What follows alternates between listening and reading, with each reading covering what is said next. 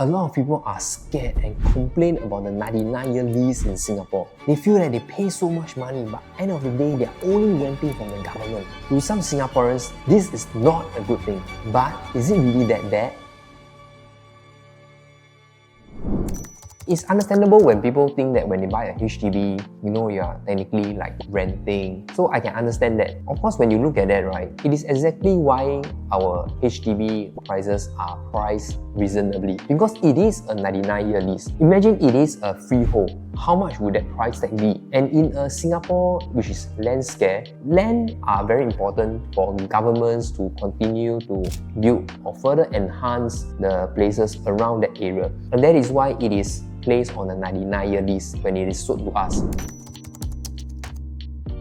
So when we look at it, right, one of the main concerns that people will have is that, Toby, what will happen when my flat runs out of the 99-year lease? What will happen to my flat? To put it in simply answer is that the flat will be returned to government. And from there, yes, you will not be entitled to any flat anymore. Of course, you can still make a purchase for your next flat.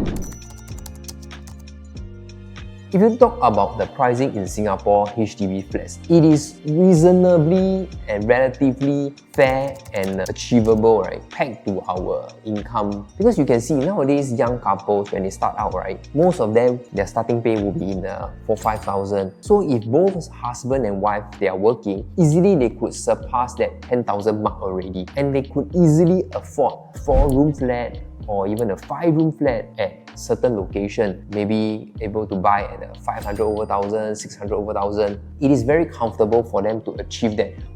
Coupled with the grants given from the government, people are still able to afford to buy a BTO in Singapore.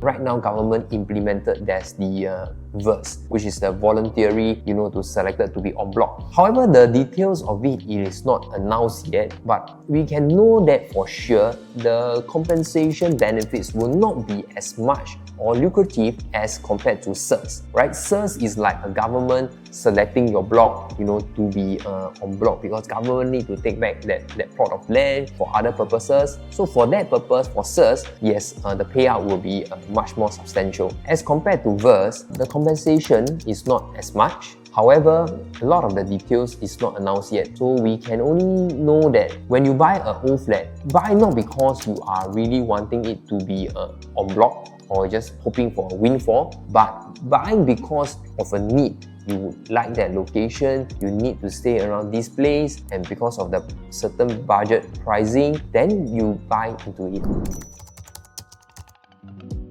Yes, I 100% believe that owning a HDB, it is an asset. Why it is an asset? Because when you buy directly from the government, number one, and after you meet the MOP, you can decide to choose whether you want to rent out the full unit or you can choose to sell it for a profit and then use that proceeds to even upgrade or right size to a smaller one. So that is entirely your choice. So it is an asset because we have seen over the past generations, many years, people have been making their first pot of gold through their first HDB, and then from there they will sell. Some will want to upgrade to a bigger HDB, change of location, or some may even upgrade to a private condominium. So with that, it is truly an asset class that people have 100% control over it. And that is why it is an asset. If you learned something from this video, remember to subscribe to my channel so that you don't miss the next one.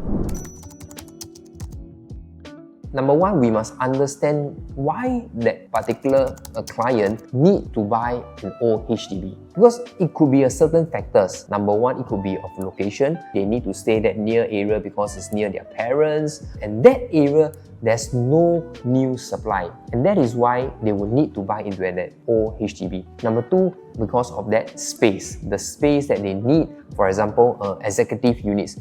I get it many times when clients ask me, Toby, it is still worthwhile to buy an executive unit? My short answer would be, the answer is yes, you will still appreciate. Why? Owning an executive is not just about the space, it is also about owning an HDB in that location. And with HDB executive flats, most of them still have a healthy balance of about 60 over years, some even 70. So when you look at that, right, it is still not that old.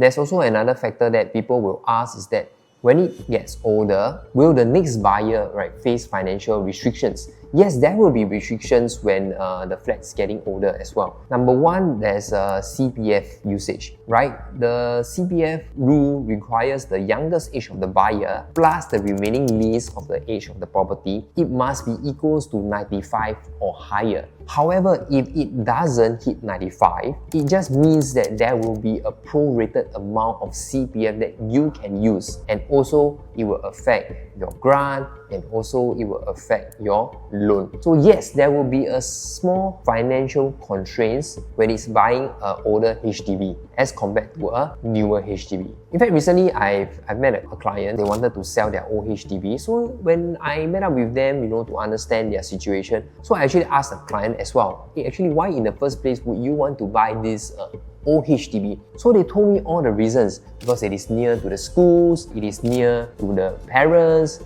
they like the space here, they like the amenities here, they have been staying in this area for many years. They still like this location very much, just that because they got another BTO, that is why they got to sell it now. So all these reasons are very valid. When we talk about it in summary, I feel that number one, we make an informed decision. This is what it's all about. We need to be informed that what are you buying into. So when you make an informed decision, so whatever happens, there will be no regrets, because you know in the first place, why did you get into this property as well.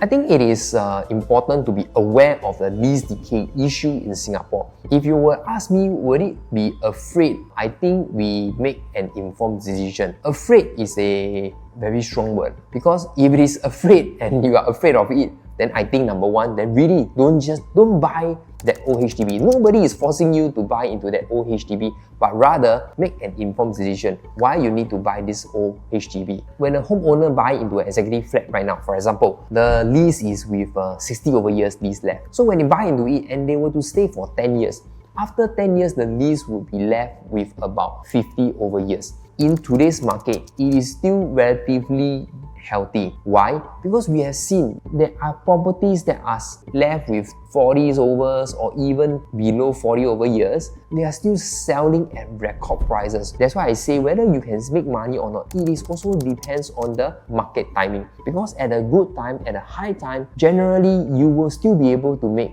healthy profits out of it. Make an informed decision before buying into an old HDB. If you are planning to buy an EA or EM, but you do not want to pay COV, I've done it for many of my clients and I've created a free training video. Click the link in the description box to get free access.